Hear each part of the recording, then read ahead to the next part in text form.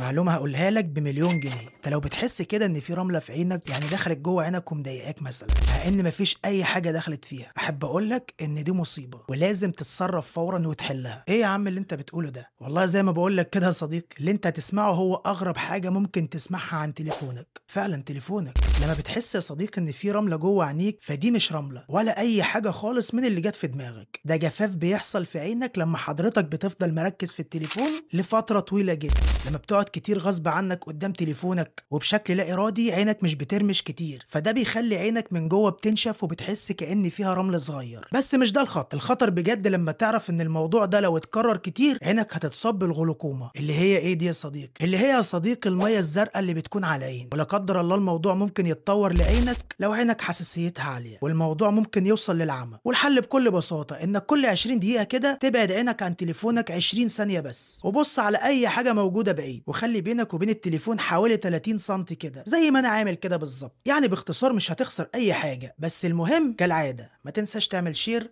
علشان غيرك يستفاد.